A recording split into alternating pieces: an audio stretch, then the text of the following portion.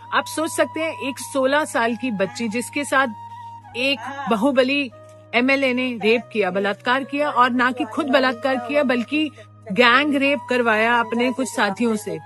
और हम कौन सी दुनिया में, हमें लगता है कि ये हो गया। नहीं, आगे सुनिए। उसकी जब पिता ने रिपोर्ट कराने की कोशिश की, पुलिस कस्टडी में बहुत बुरी तरह से टॉर्चर करते हुए, जो आप फिल्मों में देखते हैं उतने ही से ज्यादा टॉर्चर करते हुए उसके पिता की पुलिस कस्टडी में हत्या कर दी गई।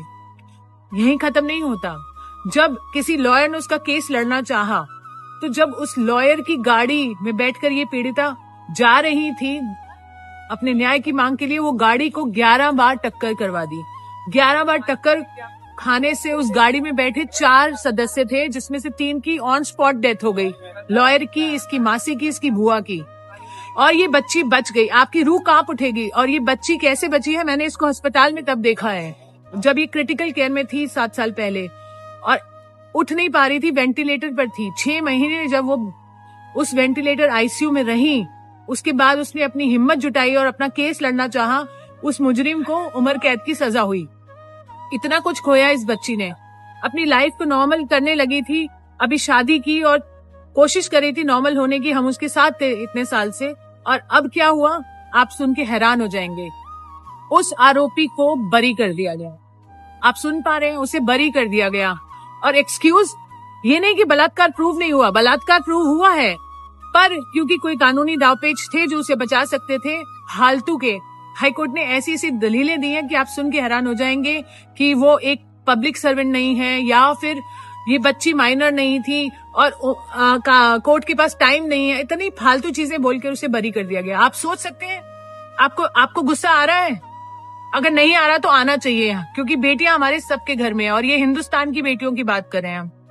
मैं तो आक्रोशित हूँ, और तब से इस बेटी के साथ हूँ, जब से उसने कोर्ट में मुझे बताया कि दीदी मेरे साथ ऐसा हुआ, और मैं तभी से उसके साथ हूँ। क्या देश उसके साथ है?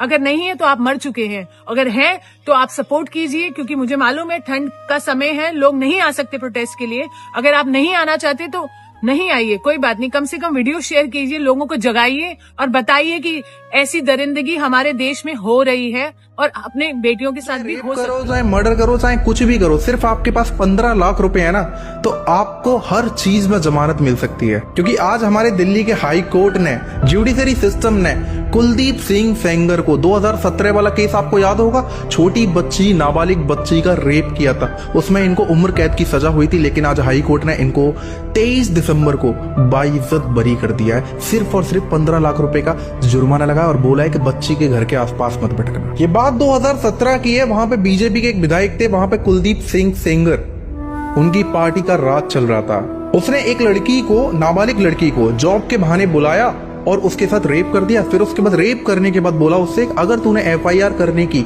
कोशिश भी करी तो मैं तेरे परिवार वालों को मार दूंगा। लड़की रोते हुए घर जाती है, अपने माँ बाप को बताती है। माँ बाप पुलिस स्टेशन पहुंचते हैं, पुलिस स्टेशन में एफआईआर तक दर्ज नहीं होती उनकी। और हैरानी की बात तो तब है, कुछ दिन बाद लड़की ही घर से गायब हो जाती है। पुलिस छानबीन करती है, लड़की को ढूंढती है, और लड़की को ढूंढने के बाद सीधा मजिस्ट्रेट के पास ले जाती है। मजिस्ट्रेट के सामने लड़की थोड़ा डर जाती है, सहम जाती है, तो वो बीजेपी विधायक कुलदीप सिंह सेंगर का नाम नहीं ले पाती है। और तभी जब घर पे वो जस्ट पहुंचे ही थे, वहीं बीजेपी कुलदीप सिंह सेंगर के छोटे भाई उनके घर पे पहुंचते हैं और लड़की के बाप को घसीटते हुए बाहर निकालते हैं और अपने गुंडों के साथ इतना बुरी तरीके से पीटते हैं। और इतना ही नहीं, फिर उनको पुलिस स्टेशन में एक झूठे मामले में कैद भी करवा देते हैं। और सोचो, पुलिस स्टेशन में ही उनके बाप की मृत्यु हो जाती है। जब पोस्टमार्टम होता है तब पता चलता है कि उनके हाथ, पैर, गर्दन में घाव के निशान थे।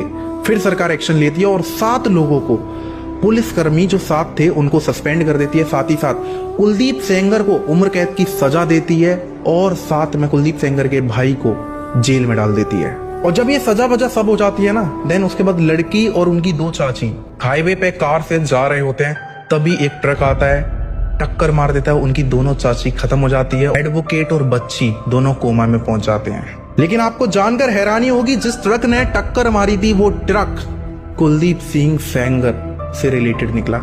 लेकिन इसके बाद क्या होता है, मामला 2017-2018 से उठकर 2025 में आता है, और 23 दिसंबर को हाई कोर्ट का एक फैसला आता है, और हाई कोर्ट ने कुलदीप सिंह सेंगर को बेल दे दी और 15 लाख रुपए का जुर्माना लगा दिया, और बोला सिर्फ कि लड़की के घर के आसपास मत भटकना बस। इस केस को सुनने के बाद कहीं ना कहीं इंसानियत तो शर्मसार हो ही चुकी है।